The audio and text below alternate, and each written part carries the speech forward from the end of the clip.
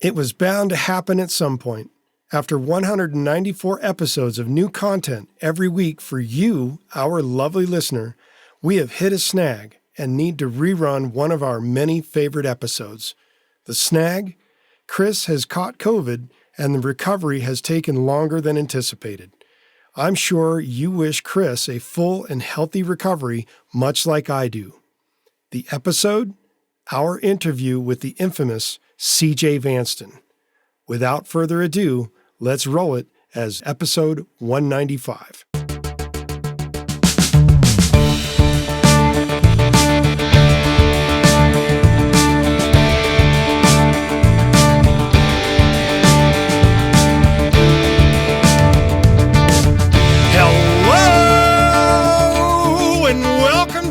Another episode of Inside the Recording Studio. I am Jody Whitesides, and with me as always is Mr. Chris Hellstrom. How are you today, Chris? I'm doing good, Jody. I'm doing very well. I'm very excited today because we get to talk to a very accomplished, amazing musician and producer and everything by the name of Jeffrey CJ Vanston. So welcome to the show. Nice to be here. It's very rare I hear somebody use my first name. So well, I wasn't Jeffrey. Sure. Okay.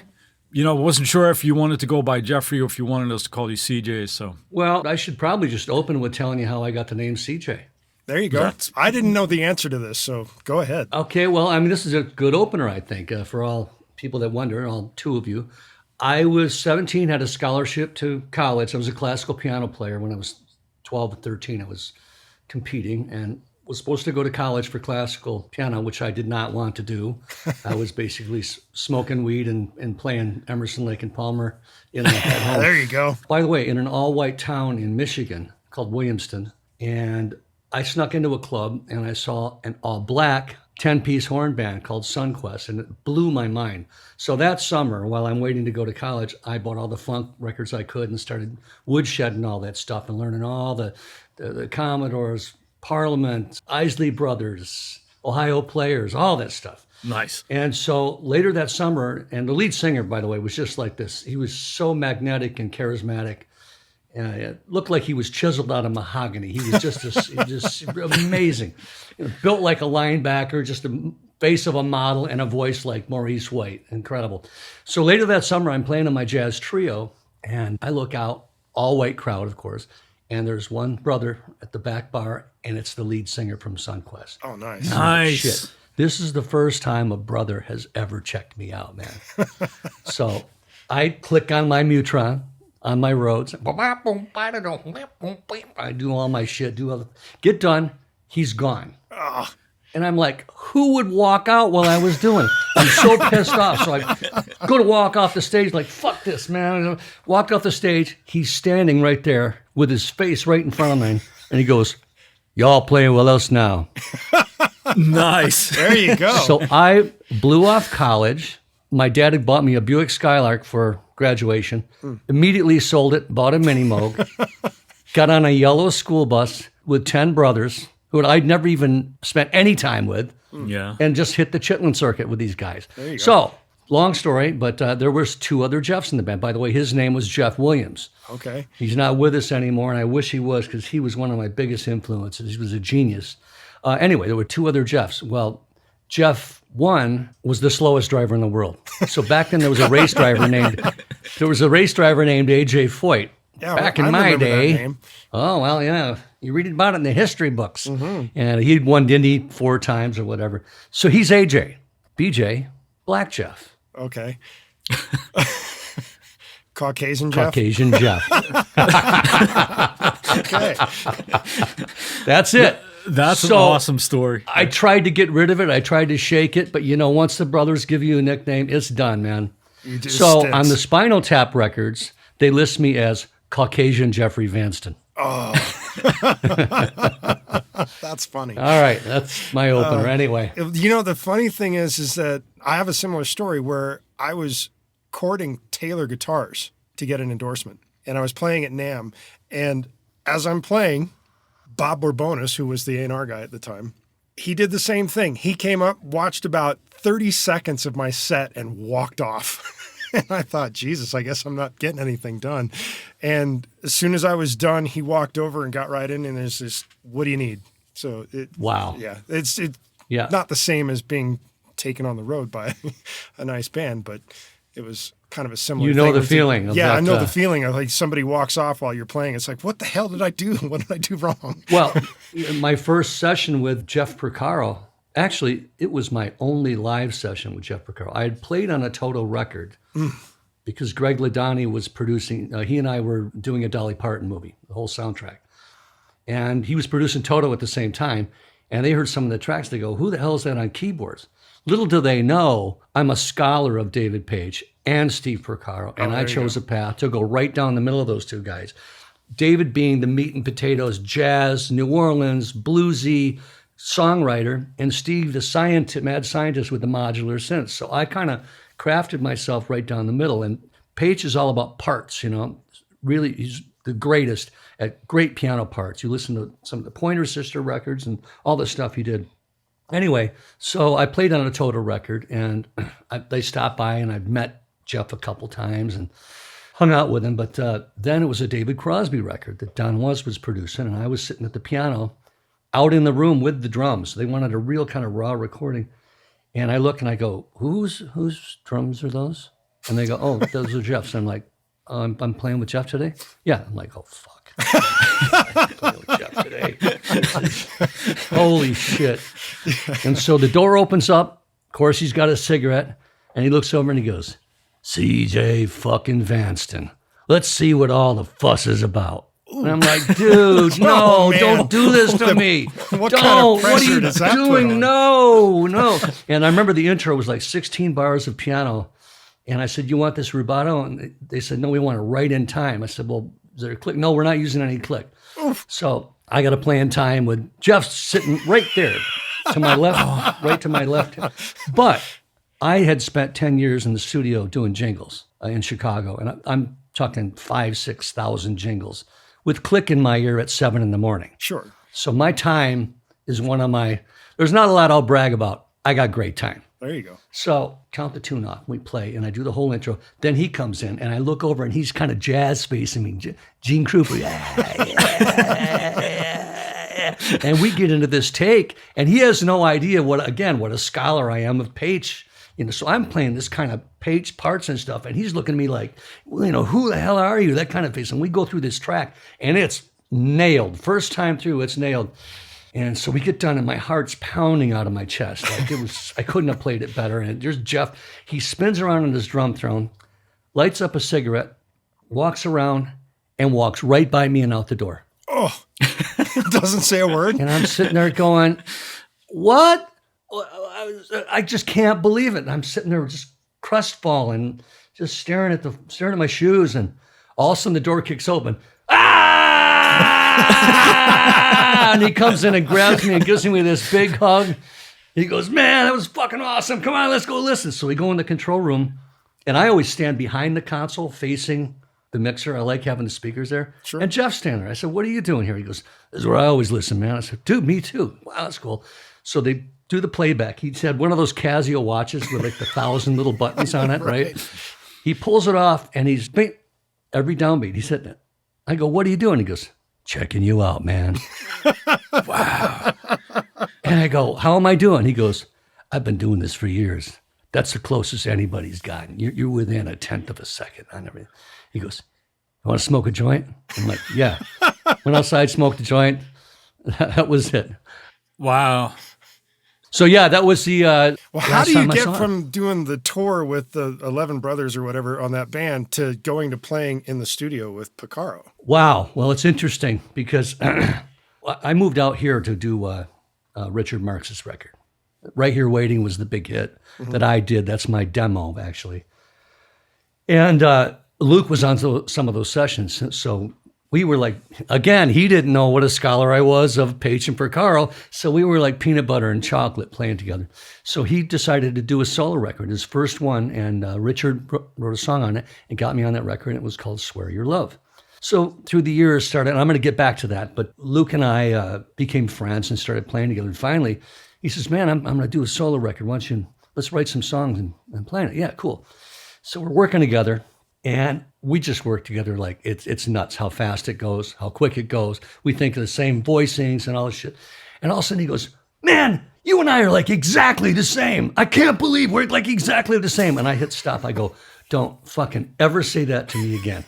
Because when you were winning 6 fucking Grammys, I was lugging SVTs through snowbanks in Wisconsin. I said, we're in the same room now, but the path I had to take to get here is completely different than the path you had to take. Don't ever say we're exactly the same. So did he started immediately laughing. ask you to have a drink when you first met, or was that something that came later? Oh, his back in career? those days, it wasn't even an ask. It was just, it was there, you know? Okay. And Luke's been sober for years. He's in great shape. He's really, I'm very proud of him. But anyway, so that's just kind of the callback is I was in that funk band, and within a year, by the way, I was 17 and these guys were like 30. And within a year, I'm kind of like the leader. I'm like writing the horn charts and, you know, learning all this shit.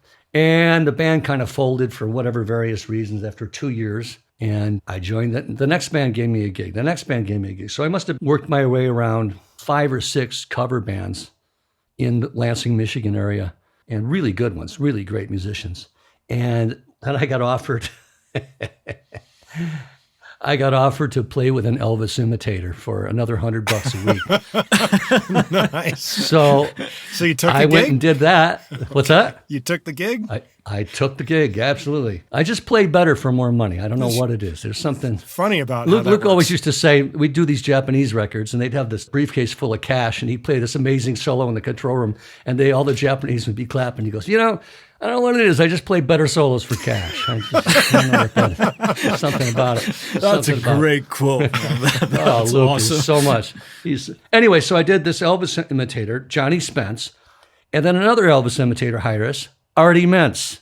So we went from Johnny Spence to Artie Mentz to a third one, Frank Cruz. In a year, I did 3 Elvis imitators. And you think rock and roll is nuts. It's nothing compared to playing the Elvis circuit. These fans are fucking crazy, okay? Anyway, that fell through. I went back and joined another band in Michigan, and we got some funding to go make a record in Chicago. So we drove down to Chicago, the big city. Oh my God, we're going to Chicago to make a record. This is crazy. So a guy named Gary Loizo owned this studio called Pumpkin Studios. Well, Gary produced all those Styx records, and they did them in Pumpkin Studios. So I walked in like, whoa, this is where they recorded, you know, I'm Sailing, you know, and there's the roads they played Babe on. Oh my God, nice. It's like crazy. So we tracked for 4 days there. And then on the 5th day, I had my Oberheim 4-voice, and I don't think I had my Prophet by then. Probably the Oberheim, the Mini Moog, Clavinet, Rhodes, The SVT. Wurlitzer, and the SVT, 2 of them. Right.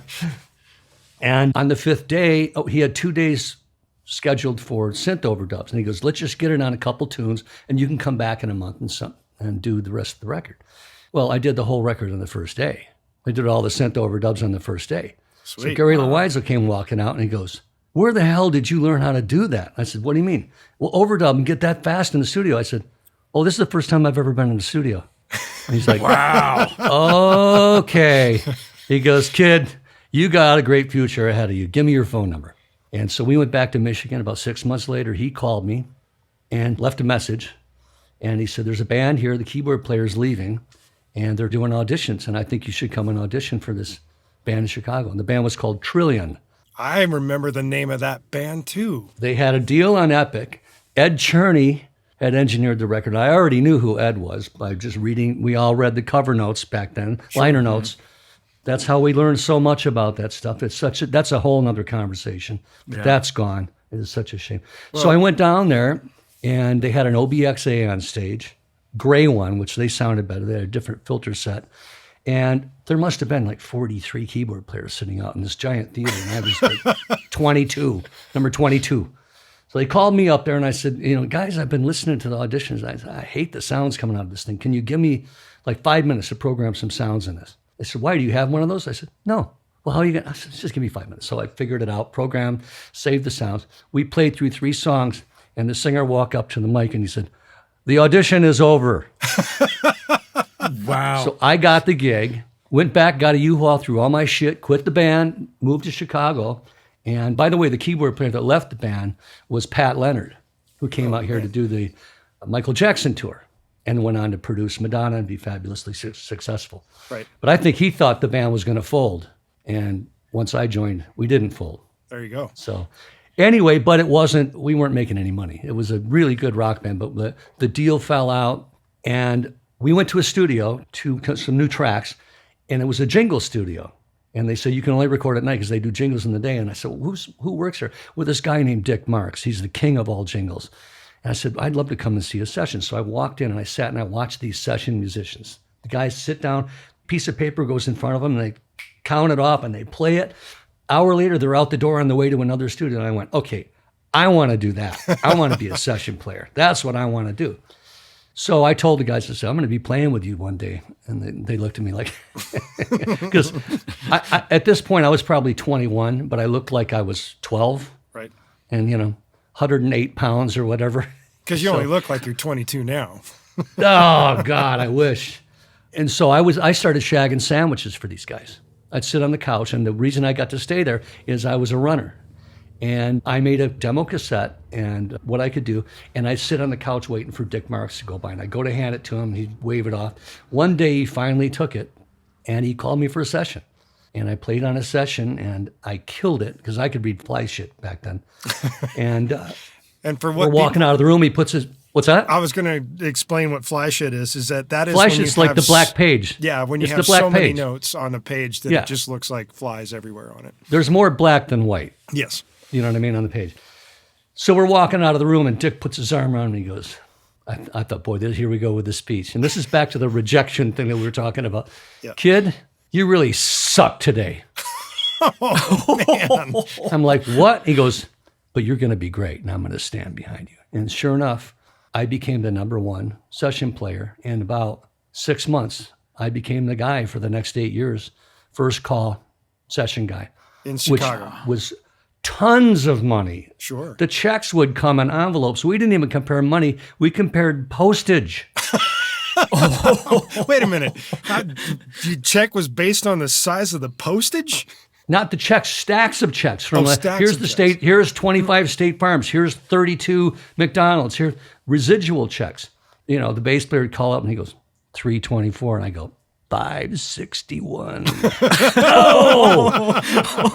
So 2 things happened with all that bread. Well, first of all, it was the greatest training ground to be in the studio possible, because you had to spit this stuff out in an hour. Sure. Right. And you'd never seen the chart before. And at 8 a.m., you're a country player. At 9, you're a jazz guy. At 10, there's 30 pieces from the Chicago Symphony sitting there.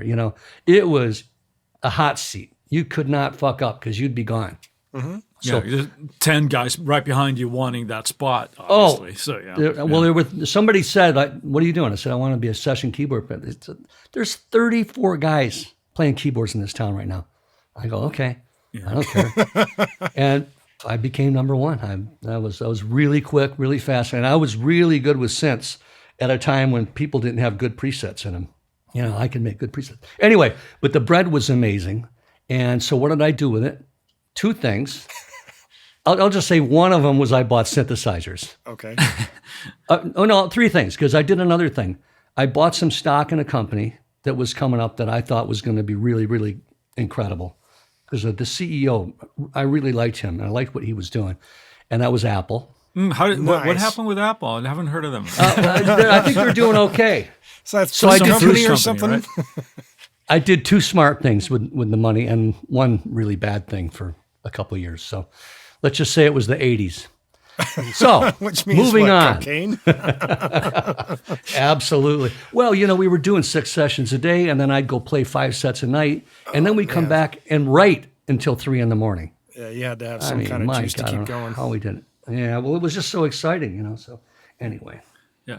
I want to kind of backtrack a little bit to something that you sort of mentioned in passing there. You said about writing patches and things. Was that just from essentially starting with your mini Moog, that type of thing? Or where did you develop that you had a talent for that, or that you enjoyed doing it? It was the mini Moog. I mean, back then, most teenage boys had the Farrah Fawcett poster on their wall. And I had the mini Moog poster. Love it. That's all. And nobody listened to more music than I did. I mean, we all were sponges then.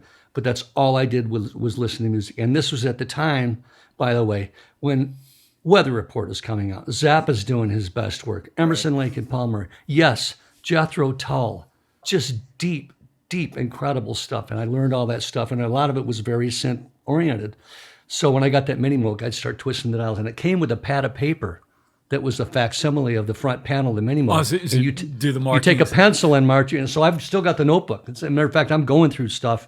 My New Year's resolution was kind of go through stuff, which is it's like painting the Golden Gate Bridge. I'll never get there. But I did find the notebook with the Mini Moog patches on it, and I just had an ear, and I was always very techie and good with knobs and shit, and I was a natural at it. Yeah, that's fascinating because I mean that's something that I wanted to touch on, but might as well bring it up now. But today, when we're talking about, Jody and I often spout here like know your gear and know what it's capable of, and I think especially with so many soft synths and things available today, instead of players knowing what the synth is capable of, you end up like preset surfing. So I know I don't like that. I don't like that.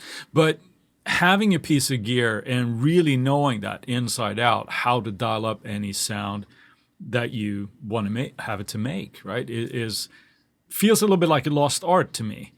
And you know why? Is because you had to. Because the presets sucked. You had to carve out something. Today, I preset surf. When I'm trying to spit something out, get something, a pad. What do you mean? There's 35 pads right there. I might tweak, the filter and the attack and release and stuff or whatever, some modulation stuff. But you don't need to do it the way you used to. Right. Well, yeah, and of course you're mentioning the Mini Moog. That there are no presets, right? It's just like this is it. This is the sound you got at the moment, right? So you play the intro, then you go down to play the Rhodes, and while you're playing the Rhodes, you're dialing with your left hand a preset for the cool part that comes in on the chorus. Right. Yeah. It's fascinating. Do you have? I'm sorry. I'm completely going side. Taking I still haven't finished my journey how I got to Toto, but I could be here for hours. You know what? If you guys let me go, so don't. I'll shut up for a second. So let's finish your journey. Oh, well, so Dick Marks was the guy, the jingle king. Well, his son, Richard, I met him when he was 14, and he was singing on jingles, a great singer. And then when he was about 17, he was working on songs at night and doing demos and songwriting. This is something I knew nothing about because not a lot of people do that in Chicago. And he split, moved out to LA, and the next thing you know, he's got a record that's did really well. And it's a really good sounding record, and he's working with my idol musicians, Jeff and Luke, and oh my God, I just thought, I didn't get this good to make the shrimp fly in the Red Lobster. I got something else I could do with my talent. I've got to get to, and so I just harped on Dick. I said, I got to work with your son. I got to work on your son. So he called Richard, and he says, I got this guy here you should use on your record, because Richard was doing his second record. And he said, Dad, there's 135 keyboard players here that are geniuses. Like, the last thing I need is some guy from Chicago. And he goes, no, this guy's special. You should try him on something. So Richard was on tour. He was at Pine Knob in Detroit. I drove to the concert, and we went in the back of the bus and talked. And I said, man, I got to play something on your record. He goes, dude, I got this song. It's not going to go on the record, sadly, but it's going to be something we're going to cut while we're there. And it might go in a movie or something, but it's too soft. It's too soft for what we're doing. He plays it, and it was the demo for Right Here Waiting. Oh, wow. And I go, dude, don't give this to anyone else. I know exactly what to do with this. So I did the demo and played it. Everybody flipped out. There were some people at the record company that were talking about putting drums on it, and when we do the real track and we get all the guys, and I'm like, no, this is the track. And that's my track. The only thing on it that's not me is Richard singing, and Bruce Geitch played a beautiful nylon solo in the middle. But the rest is all me doing this alembic fretless bass on my S1000 and the strings and all that. Anyway, gigantic #1 hit. Yeah. My first song I did in LA. So now the phone is ringing. It's like, is this Vanston? Yeah. This is Ramon. Phil Ramon. Oh, boy. Here's Desmond Child calling. Here's Ed Cherney calling. Here's Al Schmidt calling. So I just started doing sessions. I hit the ground running here, and just 500 or 600, 700 albums later, and that was my journey. Wow. Quite the story That's right there. Yeah, that's I've got another story to add to this, and Go this for is this just to add the way things work together. And I hope you young kids out there are listening to this, because I talk to a lot of kids, at NAMM shows and AES, and the one thing I say is, you can practice your scales and you can practice your shit and get great at that, but the thing you really should practice is learning how to deal with disappointment and rejection. Yeah. Very much and so. that's really getting your head and how to be a diplomat and not say stupid shit in the studio, and how to get along with all that kind of stuff. I'm always preaching about this. So the other thing I say is follow your instincts. You got to follow your instincts. So I did a showcase at the Roxy with this guy, Tommy Funderburk. He was a background singer on Richard's record, and he was putting a project together called King of Hearts. And we played soundcheck at the Roxy. And again, my sounds were better than most guys' sounds. Sure. After the sound check, the sound guy walked up and he goes, "Who the hell are you?" I said, "Well, I just moved to town." He goes, "Oh my God, my boss would fucking love you." I said, "What's your boss's name?" He said, "Don Henley." And Don Henley had just come out with End of the Innocents. Right. And what I like about this isn't just like, there's an element of luck there, but it's the fact the guy heard me and said, "This guy's great and Don would love him." So he gives Don my information. I get a call from Don's office. They're auditioning keyboard players for the End of the Innocents tour. And that record was so ridiculously great. So I go and audition, and it's like the Trillion audition. There's like 40 guys, or whatever. And I get called back. And by the way, that Bruce Hornsby song, End of the Innocents, that kind of gospel shit, I grew up playing in church. That's just like second nature to me. Right. So I aced it, and I get called back again. Now it's 20 guys. Get called back again, it's 10 guys. I think there were 4 callbacks. And the last one, I think there were 3 of us. And before Don counted off End of the Innocents, he goes, "You ready to do it, CJ?" And yeah. He goes, "Count off." He goes, "Oh, wait a minute, Bruce." And I turn around, and Hornsby's standing behind me. And the drummer goes, 1, 2. And it was just enough time for me to turn around and go, "Fuck you." And then oh, man. Because I just thought, fuck you for standing behind me, man. And of course, the way I'm wired, I'm now going to jam this so far up your ass. Sure. I'm just going to play better because you're standing behind me. And I did. And so I got called about a week later. Don wants you to go on the tour. You got the gig, but there's one stipulation. We're going to hold that for one moment, and we're going to take a quick word from our sponsors. And we're back. We're still talking with CJ Vanston, and we're going to go right back into what is the one stipulation that he had? Don Henley, I passed the audition out of all the guys after 4 callbacks, and his office called up and says, "Don has chosen you to be the keyboard player for the next world tour. And one stipulation, though, is Don wants you to shave your beard." Oh. I said, "I'm sorry?" "Yeah, he wants you to shave your beard for the tour." I said, "For like a photo shoot?" "No, for the whole tour. He wants you to keep your beard off." I said, I might wake up someday and look in the mirror and say, I think I'll shave my beard today. But I'm certainly not going to shave my beard because someone asked me to. I said, "No, I'm not doing that." He said, "Well, this is a stipulation of the gig." I said, "Yeah, I'm not shaving my beard." Because I knew they were going to call back. I was still going to get the gig. I knew I was going to get it. Right. Hung up. Never heard from him again. Oh, wow. I didn't get so the he gig. was actually very serious about it. He was very serious about it. Anyway, I didn't hear back from them, and I didn't get the gig. So 3 weeks later, remember Katie Seagal from Married with Children? Of course. Yep. Right. Yeah. Short interjection real quick. Her husband, Jack White, the drummer, was the guy that gave me my first chance in L.A. Wow. Yeah. Full circle. Full circle right there. So yes, Katie how it Seagal, works a in very this town. lovely lady, by the way. Lovely lady. So anyway, she's at a party and is talking to Don Henley, and she says, "I'm forming a new band. I lost my musical director and keyboard player. Do you know anybody good?" He goes, "I know a guy that's great. He just has an ugly fucking beard."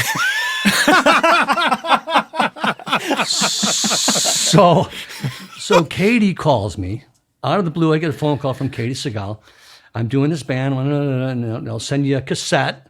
And could you write the charts and do demos on this stuff, and then we'll have a rehearsal with the band." So I spent a couple weeks doing all that, and by then I was a track guy. I was using a DP, by the way, back then. When Right Here Waiting was done on Digital Performer. There you go. I started with Studio Vision, Okay. which was awesome. That was still one of the best DAWs ever. Anyway, so I demoed all the songs up, And rehearsal, I had an office at Sunset Sound at that time. In rehearsal, she says, I'm just going to send the drummer over and you guys can kind of go through stuff. The door opens. It's Russ Kunkel is the drummer. Heard the name. Well, she's recorded on more records than probably everyone except for Hal Blaine, and that's probably it. I mean, the guy played on Tapestry. Unbelievable. He walked in and, hey, wow, Russ, nice to meet you. Well, what do we got? And I said, I played a couple songs, and I put the charts in front of him. I always took pride in how I wrote my charts. I try not to do a lot of DSs and repeats and weird, codas and stuff. So he waves his hand. He goes, stop. I go, what? And he goes, what am I listening to? I said, well, that's the demo. He goes, I know, but where'd that come from? I said, I did that. And he goes, yeah, but who's playing bass? I said, I did that. You played bass? I said, no, that's on keyboard. Well, who's playing drums? I said, that's me. You program that. Yeah, but what? I said, Russ, I did. That's all me. And he goes, who wrote these charts? I said, I did. He goes, okay. I got two guys I got to introduce you to. And he introduced me to, one was Greg Ladani, Toto's producer. Right. And the other was Christopher Guest. Oh, there you go. Nice. Yeah. And that's where my first one-nighter with Spinal Tap started. It was only supposed to be one night. And I just said, when I was programming my patches and learning the songs, nobody else is ever going to play with this fucking band again at keyboards. I wanted that gig so badly. You're not going to be and like the drummers. And of course, I went on to score all Chris's movies after that. But anyway, if I had taken the Henley tour, and from what I heard about the tour is 3 a.m, you get pages of notes under the door. Measure 16 of song 4. You didn't play the next night, notes under the door. I mean, I guess it wasn't a really fun tour. Right. Wow. In the meantime, I've still got my ugly fucking beard, and I'm working with Toto and Spinal Tap. There you go. There you go. Worked out in the end, yeah? That's what I'm saying, kids. Stick to your guns. Speaking of Spinal Tap, there was a night hanging out at Cafe Cordial where Greg Bissonette showed up, and he and I were kind of friends, and he had mentioned he just came from a session working with you, doing drums for Big Bottom. And then you showed up a little bit later and started talking to me about how you were tracking toms for Big Bottom, and then you took that track, duplicated it, and ran it through a octave situation to bring it down even lower and layer that in with the drums, the extra toms, to get them super beefy for Big Bottom.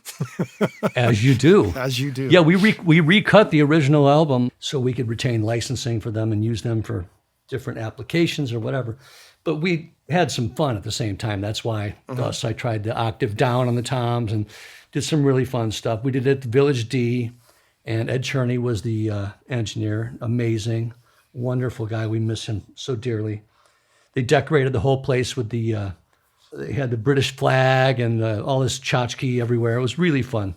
But I remember I did an interview with Mix Magazine, and they said if I was trying to get a modern sound with the Spinal Tap or a vintage sound, I said, well, I'm doing both because I recorded to tape for the vintage sound, but then I transferred it to Pro Tools and back just to get that modern hashy sound. And so it's got one leg in each, in different pair of pants. Right. So that's our segue, I guess, because you mentioned Pro Tools there somewhat in jest, but you are a Logic user and you mentioned Digital Performer before. So and Studio when Vision. did you, right? And what was that transition that led into Logic, and when did you jump on board on that? And I'm not even sure why I went to Logic from DP.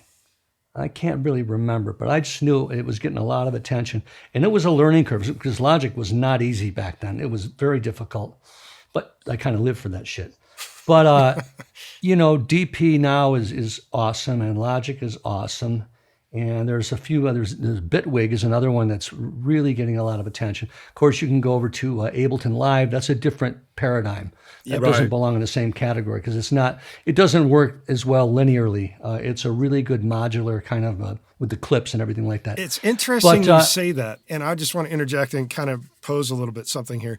A bunch of years ago, when I was doing a lot of live stuff using backing tracks, my drummer, who is now the head of education for Guitar Center, was endorsed by Ableton. And we were trying to do some of my tracks, putting into Ableton so he could trigger stuff. Like we had sections, and if we wanted to repeat a section, it would just repeat it. If he wanted to trigger the next section, we'd do it. But that stuff that I was doing at that time was not all in 4/4.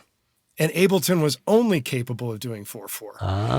And so we were able to finagle it to do stuff that wasn't in 4/4, but he went back to the guys at Ableton and literally said, hey, this is what we're doing. Please change this. And I guess the next version that came out allowed for, multiple time signatures and all. Well, the fact that it only worked in 4/4 says a lot about the program. Sure. It's a really modular pop based for doing things where the same section repeats, but it's a little different this time, which I love. I love working on that kind of format. But for the bulk of the work I do, that's just not what I'm going to be working in. My thing with Logic is it's a musician's tool. Sure. And same with DP is a musician's tool, and Bitwig is a musician's tool. Presonus has got a really nice dot. It's a Studio musician's One. tool. Yeah. Studio One. But to me, Logic has the most comprehensive native instruments built into it, where I don't have to use third-party shit with a fucking iLock. Please get that thing off the planet. Oh, the worst thing in the world. Someone stole mine, and I called up the manufacturers. They're like, yeah, sorry. We can't really give you another license. So, there's $12,000 worth of plugins. Yeah. I won't use anything with an iLock anymore. So, but anyway, my God, the plugins that come with Logic, just the stock compressor sounds about as good as anything you can get out there. Yeah. It doesn't look like the Neve front panel. It doesn't look like the API, but it sounds as good to me. And of course, all the multi-band compression and the tape delays and the reverbs, the IR reverb, the basic one that's built with it. And it's so efficient. You can have so many instruments open, and it's because it's all native to Logic, which is Apple running on an Apple. Right. So there's your dongle right there. Yeah, exactly. It's your computer. And, these guys that are using Pro Tools, they're like, hey, man, don't update to Catalina, whatever you do, got to wait like a year. It's like, oh, my God. And for years, I'd go to guys' houses. They'd have this $60,000 rack of hardware. And we put up like 4 instruments, and it's cacking out. Yeah. I'm like, I load up like 30, 40 instruments in Logic on a 2009 Mac Pro. But now Pro Tools has come up. It's operating native and everything. But just the MIDI and instruments built in, it is an engineer's tool. That was built as an engineer's tool. The same way Ableton was built to be a 4/4.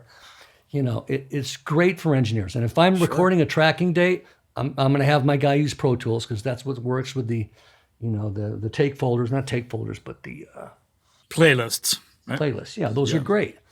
But for doing anything, if you're a keyboard player, or a guitar player, or a singer, anybody that knows anything about music, I don't know why you'd ever use that program. It baffles me. I see guys working in it, and they're laboring so hard. I go, and then they come to my studio. They go, "What'd you just do?" So I just threw hey, can you do that again? And then, by the way, they see the take comping, the swipe comping. Yes. Yeah. That blows their mind every time. That alone is worth the price of admission. It is a very nice feature. It's $200, ladies and gentlemen. But wait a minute. So when did you start using Logic? I'm assuming you did it before Apple actually bought them. Is that correct or no? Yes. Okay. Yes. So you remember what it used to cost because it was not $200 back in the day. You had to add on the little, you'd buy this, and they came in these big bookshelf kind of. I still have those. Yeah, so do I. But it was $1,000 for the program, and then like each plugin that you had to buy was like several $100s. Like, come on. Oh, but, Apple. The sampler, you had to buy the EXS24 sampler was separate. Yeah. And that's, by the way, still the most efficient sampler there is. I hate working with that Contact. It sounds great, but the thing is just the interface is so awful. It's a 5-point font for some reason. It doesn't. And luckily, I'm old and I still have good eyesight, and it's just not a good GUI, Sure. Yeah. Understood. I get it. I understand. Chris, I'm wondering, is this a slap in the face to you since you just really want to start learning Pro Tools recently? No, it was more, I'm a little bit of a masochist in some way. And it's not that at all because I'm still firmly planted in the Logic thing. Well, but also the thing is you're working with other people from all over the world that are sending you tracks, and I know that's what you do. I know how to use Pro Tools, and I've got a LE version or whatever, so I can throw tracks up. But anymore, I'm like, just send me stems starting from bar 1. Gotcha. But I'll tell you what, I'd say at least half the time, maybe 3/4 of the time, I get tracks from an engineer from Pro Tools, and he didn't bother to put the BPM in. Oh, yeah. That's like so like. It's unbelievable. It is. It's crazy. So that just shows you it's someone that's not thinking musically, Sure. Yeah. And it's anyway. Yeah, that's What something that drives me crazy because I've had people and then they call me in a panic and say, well, how do I do this in Logic? So, well, should we just sync to the BPM? Well, I didn't set a BPM when I started recording. So, well, then you're on your own. Or it's to just wrap up the Pro Tools things. For me, it's more just one thing that I just feel like I want to be relatively fluent with it. And there's just that, right? So it's so I can pat myself on the back and say I'm comfortable with that. But if you're in Sweden on tour and you want to write a song in your hotel room, you're booting up Logic. Of course, yeah. No, when I open my DAW in the morning, it's Logic. So that sounds like an Apocalypse Now reference. When I open my DAW in the morning, it's Logic. Smells like Logic. That's right. Have you tried Luna yet? Or are you not working on a? No, I have not, and that looks really interesting. It looks like a really nice box, and I like the people over there at Universal Audio. Sure, really good people. They're really doing some good work. I'm looking in your studio that you have there at home, and I see something just behind you on the side there that looks like a control surface. What control surface are you using there? So now this is an interesting question. I do a fair amount of these interviews or podcasts and things, and one thing that the more nerdy, no offense, but you already did it to me, so now we're even. They always say, "What's your favorite piece of equipment? Or your most used?" Right. And it's hands down my Mackie control surface. Okay. Period. I could live without, and I've got these Focal speakers, but JBL sent me these amazing speakers, and I've got these PSI speakers at my studio. They're mind-blowing.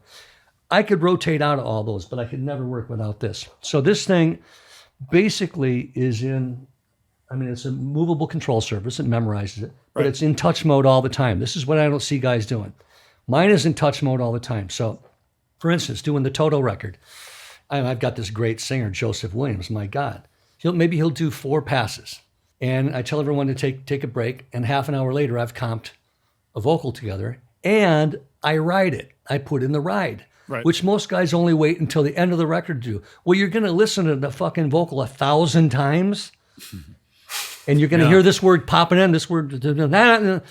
You want to play so I get the ride right in there. When Luke does a guitar part, I'll ride that guitar part, get that set in, pan it out at this spot. The production's going. So when it's time to mix, the thing used to be, okay, it's time to mix. And you see the guy grabbing all the faders and pulling the faders down. It's like, no. When in Logic, with this Mackie controller, when it's time to mix, it's like, okay, what do you got? Okay, well, I'm missing that word. Okay, boom. Okay, what else you got? No. Okay, cool. I could use a little more. Okay, boom. So it's really mixing has turned into a very small task compared to what it used to be for me because of this thing being always in touch mode. Well, the interesting thing about that is last week's episode was actually about control surfaces. Oh, really? Yeah. And I'll tell you another thing I like about this one. There's some really nice control surfaces out there, but this thing, I've got the black one also that came before this. That was the Logic one, right? Yeah. Yeah, it's exactly right. This one is the metal one. Right. And it's a tank. So when you reach over, it's not something you're going to push. It's sitting there. So it feels a little bit like a console, and it's just a great piece of gear. So a nice tactile feel when you're working. Yeah. Yep. Awesome. So I've got one here, and I've got one in my other studio. What I was saying, during COVID, I built a studio in my house, and I've got a 2,000 square foot studio. I can see it out this window. It's 2 miles away. But so it's fairly close. Yeah. But it's nice having this to kind of just when I want to work on stuff in the morning. I got a Mac Mini with the M1 chip, and I got a rack of 4 4-terabyte SSDs. Woo! In this little sexy. It's a rack. It's got to be the size of 4 packs of cigarettes. Right. Yeah. Thunderbolt. Throw it in your carry-on. And you got everything with you. And I got a little kind of Pelican that's got, because there's an internal 2 terabyte in the Mac Mini. I've got 5 little Western Digital USB-C drives. Mm-hmm. They're lubed together, and one cable, put it in, do your backup, and then I keep it in the, I've got a Tesla, so I keep it in the front trunk. Maybe we should cut that out so somebody doesn't bust into your Tesla. Yeah. It's all encrypted. That's okay. Oh, okay. Yeah. And by the way, if they want this shit, they can have it. I would be remiss if I didn't take this opportunity to ask you, because I have yet to get a good answer from somebody on this. With the M1, the RAM that you can load in those is relatively limited on the initial versions.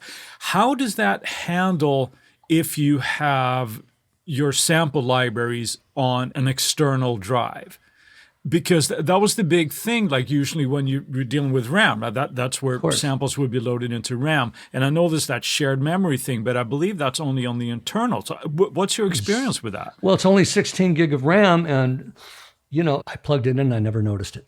Never thought about it again. So streaming straight from, you've got SSDs that you're tied into, so it's like streaming straight from RAM almost exactly. The way it's using RAM, I don't know what's going on. I never thought about it again. It's worked like a charm. It's been great. But you keep your sample libraries on an external, or do you keep it on the internal? Oh, no, external. I'm way too big. That's what I figured, but yeah. Yeah. Matter of fact, I've got my 4 SSDs. One is, now it's Music 5. I've had through my Logic career, I've had Music 1, 2, 3, 4, and now I'm Music 5. And basically they're each about 2 or 3 terabytes each. And then I've just started Music 5. So that's my Logic projects. Right. The second drive is, I call it Visuals. So that's got all my Final Cut stuff, all my photo libraries, all my archived photos, all that kind of stuff. And then the third drive is orchestral samples. And the third one is orchestral samples, and the fourth one is all other samples. Gotcha. Which would be guitars. I've got a lot of great guitar libraries. Right. Favorite orchestral library that you reach for first? Which one? Which one is your favorite? What's your favorite orchestral library? It's Spitfire stuff. Yeah. The Spitfire stuff. Okay. I mean, I like the Vienna stuff, but it's, you got to buy their stick for it. Right. It's like their own version of an iLok, and it's like you get stuck somewhere without that thing, and you're not going to work. Right. So the Spitfire, they have a really nice interface. A lot of companies are doing this now, where you use their little program that shows you all the libraries you own. Native Instruments has a very nice version of that. The Spitfire stuff is just beautiful. Yeah. Okay. But there's a string sound in Omnisphere, which is my go-to before any other synth. That is just the most ridiculous synth ever built. Wouldn't that be Alchemy? Sorry. Alchemy's got its uses, which is now owned by Apple. Apple, yeah. It's part of, the Omnisphere. I mean, Eric Persing's brilliant. His whole team over there at Spectrasonics do an amazing job. But anyway, there's a string patch called Hollywood Strings it's just awesome. I do love that patch. It's great for pads. Yeah. It's just for pads. It doesn't have all the key switching and shit, but yeah, so the Spitfire stuff is really good. Well, you're managing to actually answer a lot of the questions that I was going to ask you in just free flow, but that's good. One thing I wanted to touch on. Karnak. How did you know? No. You said that you have a fairly extensive synth selection or keyboard selection at this point. I'm assuming you still own that. But when it comes to working with Logic, what's your mindset there? Do you like to go the hardware thing if you have the option, or is it just like you feel like it's such a streamlined workflow that you tend to go with something in Logic when you're trying? It's about 95% Logic now. Okay. And I've got this beautiful Oberheim 4 voice. That's the Mac Daddy in my studio. Nothing sounds bigger than that Oberheim 4 voice. Matter of fact, I had some kid interning for me. And basically, the Oberheim 4 voice is 4 discrete synth modules sitting in front of you.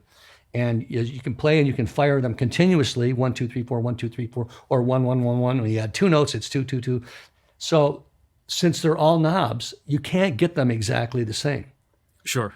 So when you play, it's like an orchestra kind of feeling because each one's a little bit different. Or you can force one to have a band pass filter, or the other's got a high pass filter, and get these weird combinations. But the other thing you can do is put it in unison mode where it's all 4 modules. And you get a bass sound with that thing. And I've got these 18-inch Tannoy Pumas up on the wall. And I put it in unison. And I told this kid, I said, hold that low note and open that filter. And he did, and he started crying. Because there's nothing that can prepare you for that, you know? So yeah, that's a great synth, which at this point, I rarely use these things. I wish I did more, but I'm always working so fast, and the shit sounds so good. But I've got that. I've got a Jupiter 8, Roland Jupiter 8, Prophet 5, Alesis Andromeda, and the Juno 106, Roland Super Jupiter, Sequential Circuits Prophet VS. That's a pretty rare instrument. And of course, I've got a completely cherry vintage 1957 B3 with 2 Leslies, both with Spinal Tap logos on them, signed by all the guys. I've got an absolutely cherry Rhodes. Well, I've got 3 Rhodes, but my 88 suitcase has been gone over. It's as good a Rhodes as you can play anywhere in the world. And I've got a beautiful Wurlitzer. So those 3 make up kind of that's about the only mechanical stuff I own. I'm sorry. I have a Yamaha CP70 also. And that's in, Jody, you've been there. That sits in the control room. And the CP70, for those of you who don't know, it actually has strings on it. It has a harp it has a keyboard with the hammers and everything. It's 2 pieces. You drop the harp on top and vertically, and then you hinge it down and clamp it down. And now the hammers, the keys are actually connecting with strings. But there's no soundboard, so it doesn't really make a lot of noise. And you plug it in, that becomes the soundboard.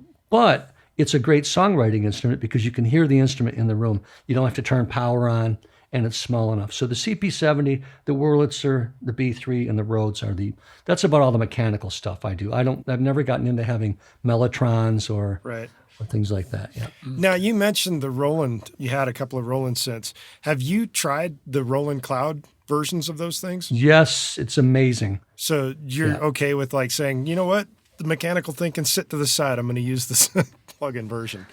For the most part, yeah. If I got into some really deep electronica project, I would pull that stuff out. Mm-hmm. But for most pop records I'm doing, I'm really getting enough juice out of this stuff. It really feels good. And it's mostly that Omnisphere. Right. I mean, I must have 30 or 40 different other synths, plugins.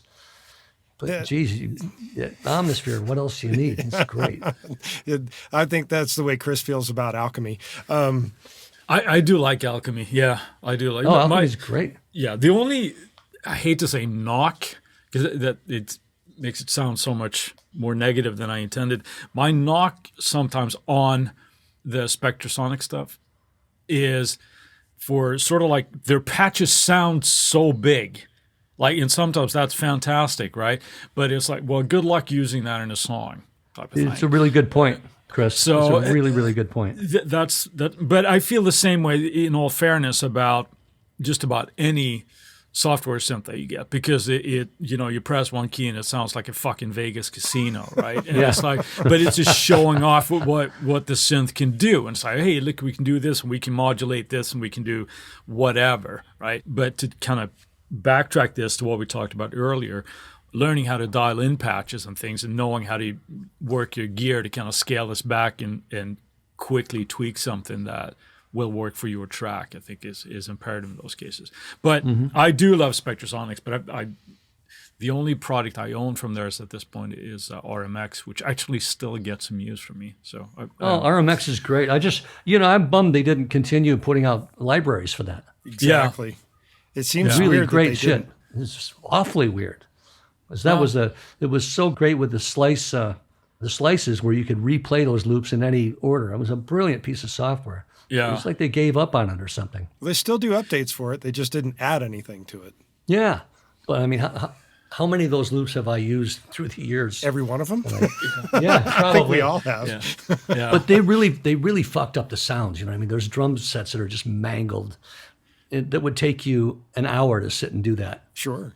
Yeah. Really, really cool. And I think the just the cinematic hits and things that they have like that for, they got their whooshes and their big tower booms and all this kind of stuff. And pitch shifting those guys and mangling them further and stuff. I think it still sounds great. So unfortunately, the movies I score, I got pigeonholed into being a comedy guy. Because of Waiting for Guffman was what got me in that lane, and then we did Mighty Wind after that, that was a folk movie. Yes. Yeah, great, but which took over a year working on that thing, with auto harp lessons for Catherine and guitar lessons for Eugene, and a lot of work. But it wasn't as much sound design scoring, typically, that kind of stuff. Sure, yeah. One thing I'd like to pop in with here is that you and I once had a conversation sitting in your studio about guitar. And I know you're not necessarily a guitar player, but we had interesting observations about it. And I think the reason is because I'm like full versed in the whole amp sim thing and the IRs and using that thing. And you had mentioned that with some guitar sounds that you were familiar with, what you had recorded or people would think is the greatest guitar tone in the world is literally the guy plugging straight into the board, not even going through an amp. Yep. And that brought up a conversation between us where it's like, you and I have a similar view in that it doesn't matter how you got to the sound. It's whether or not the sound works for the song and you're done and ready to go. 100%. Yeah. I mean, Luke didn't want anything to do with, he'd show up with his Bogners and his, he's got the cool, he used to have a big Bradshaw rig, but then now it's the foot pedals. And I said, man, just let me plug you right into my Universal and take you through. Guitar rig is what I was using then. Right. And so we needed a part for the chorus. And I said, just start playing. And I'm going, and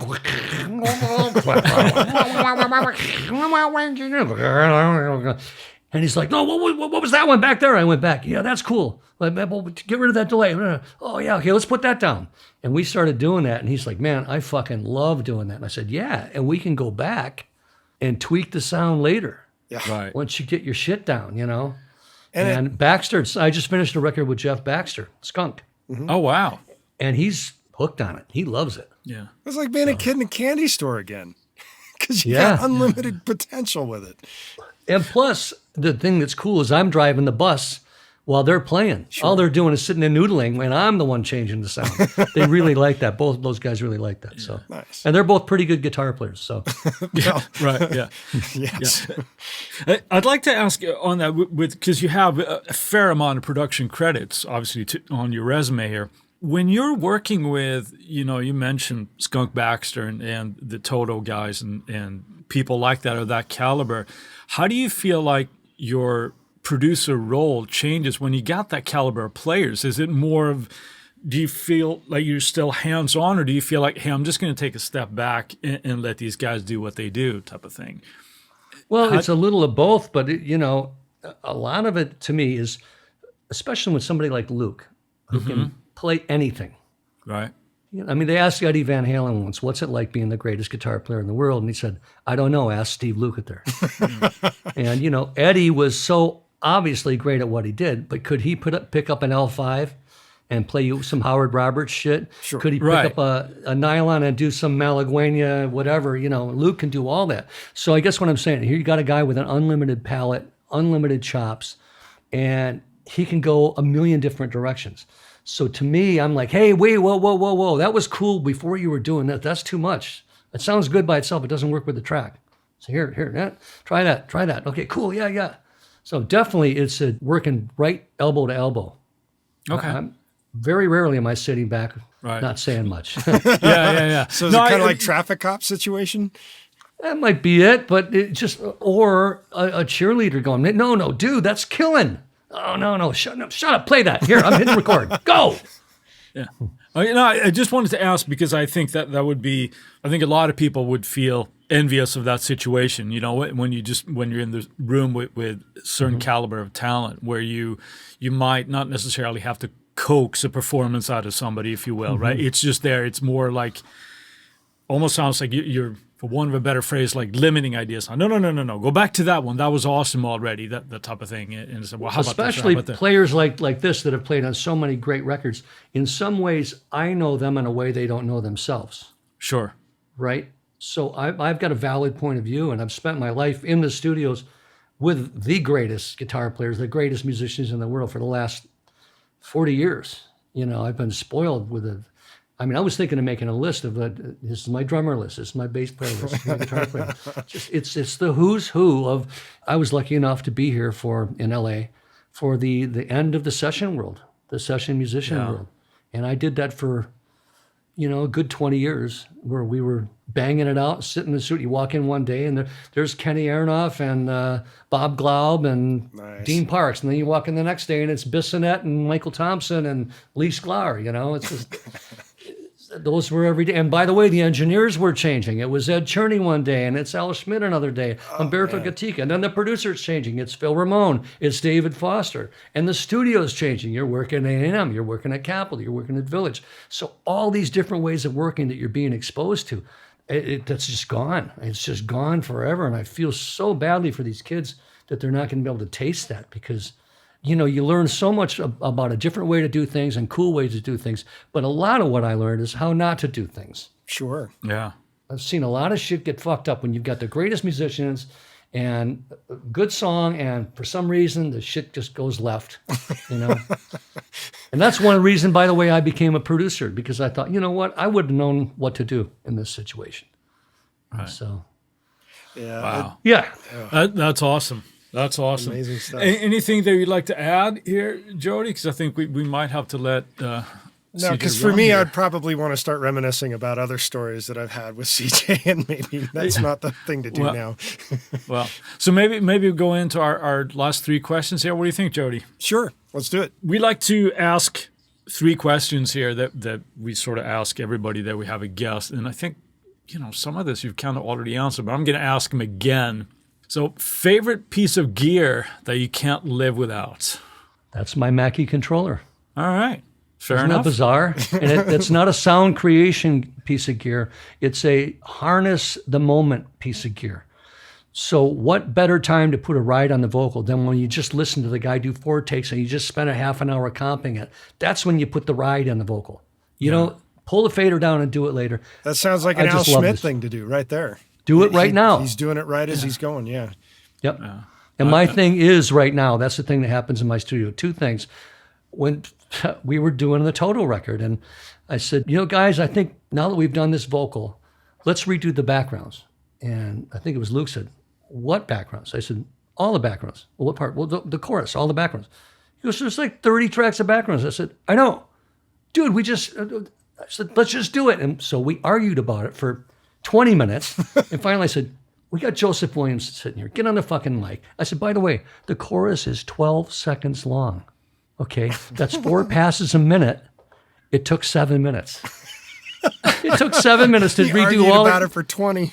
And it was way better than the original. So when someone comes up with an idea in my studio, I go, shut up, get on the mic, go do it. Or grab your guitar, do it. Let's not talk about it. Frank Zappa said talking about music's like dancing about architecture, Right, yeah. So anyway. Awesome. You want to do the next one, Jody? Yeah. Biggest lesson you've learned in your career? Ooh. The first thing that comes to mind is knowing when to keep your fucking mouth shut. And I'm still not good at it.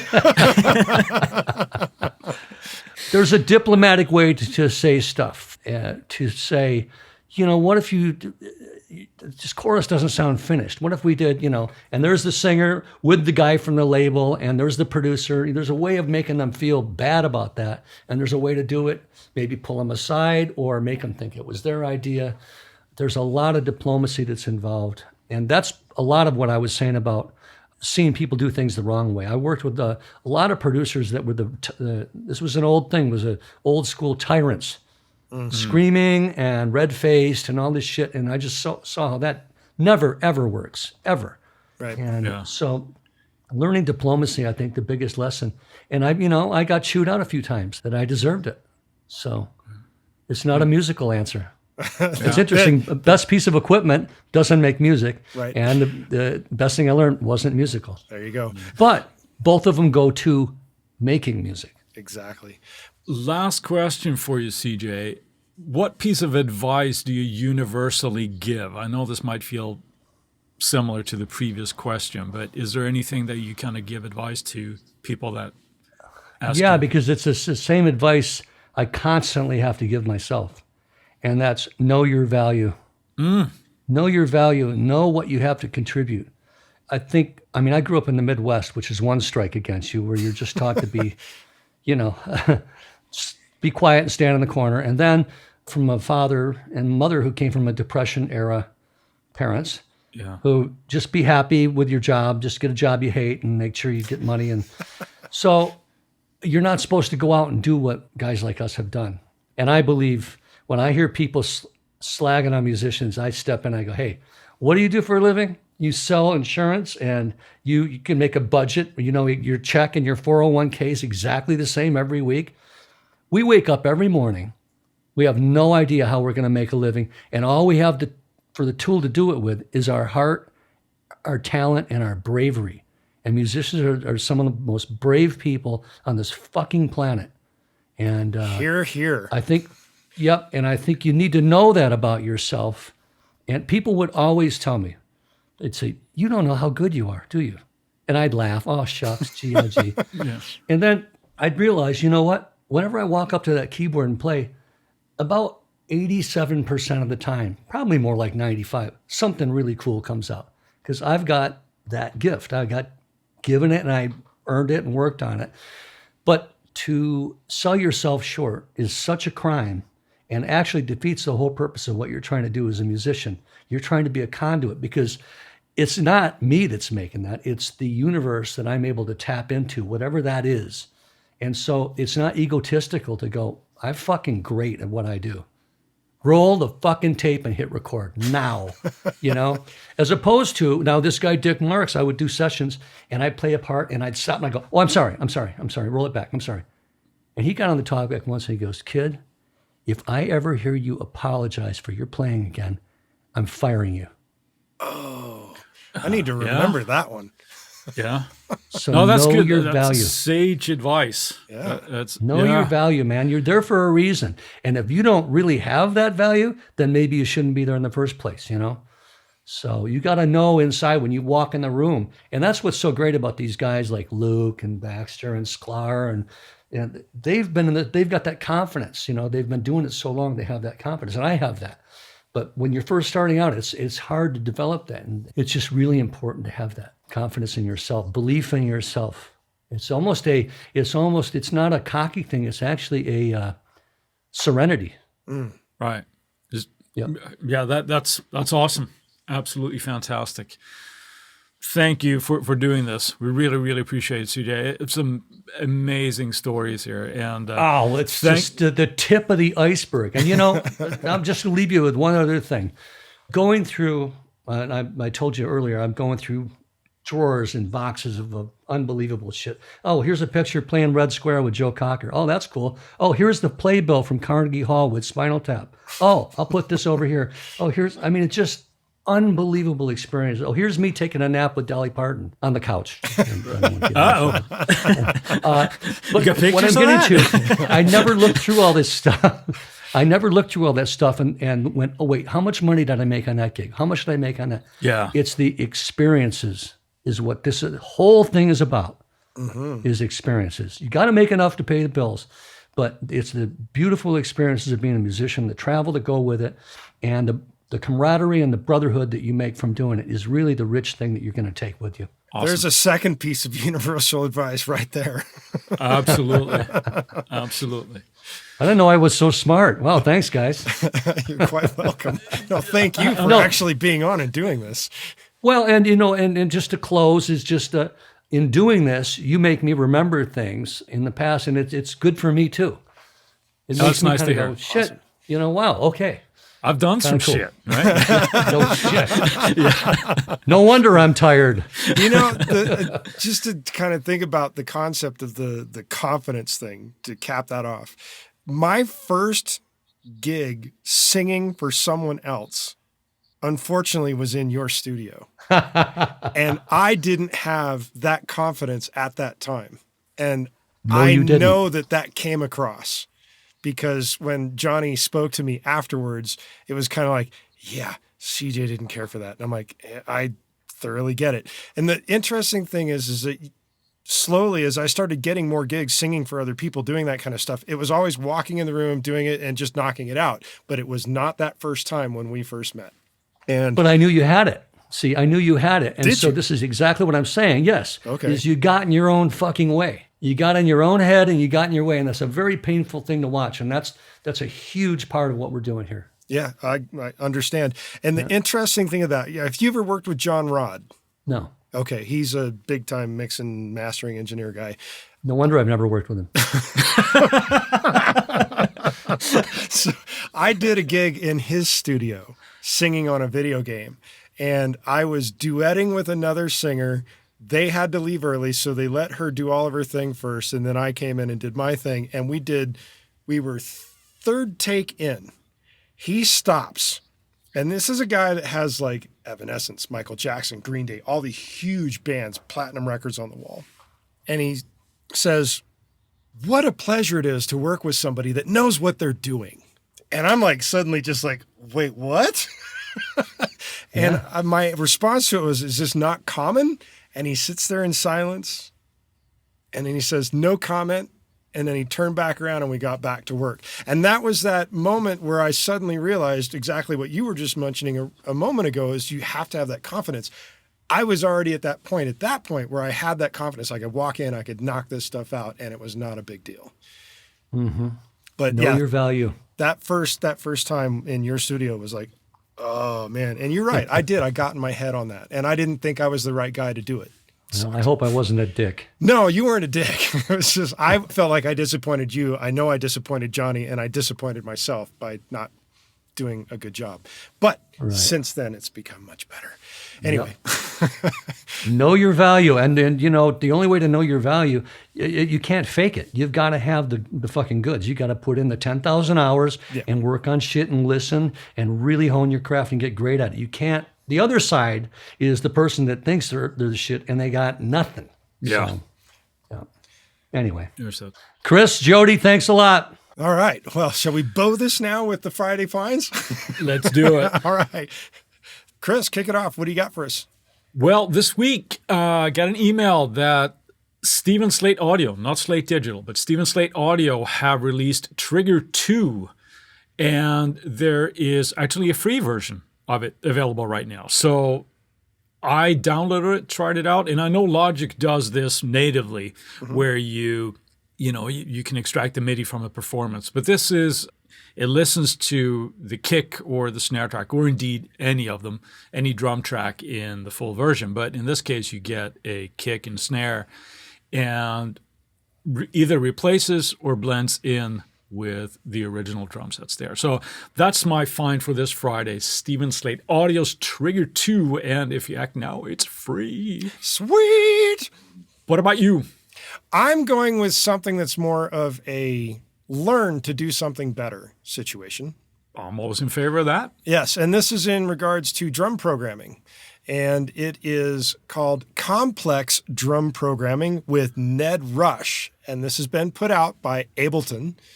And he goes through explaining how to create very complex drum things so that your drums don't always sound the same, which means that when you're programming stuff, it's going to end up sounding human rather than loopy or computer. Sounds cool. If you don't Very want good. that, if you want that human feel. So it is Complex Drum Programming with Ned Rush. That is my choice for this week. Awesome. Well, we've got your attention, and you've just listened to sage advice from CJ Vanston. We ask that you go to our website, InsideTheRecordingStudio.com, and sign up for our email list. Doing so gets you weekly reminders about the podcast and the Tuesday tips whenever they come out, and we'll make sure that you don't miss any future episodes. If you send us an email at goldstar, GOLDSTAR, at InsideTheRecordingStudio.com with the phrase Spinal Tap, you'll get something cool back in your inbox. And if you have a topic of suggestion for us to explain in a future episode, contact us at the contact page on the website, and we'll put it into consideration for a future episode. With that, I'll say, see you next week. Thanks for listening, everybody. Have a good one, Jody.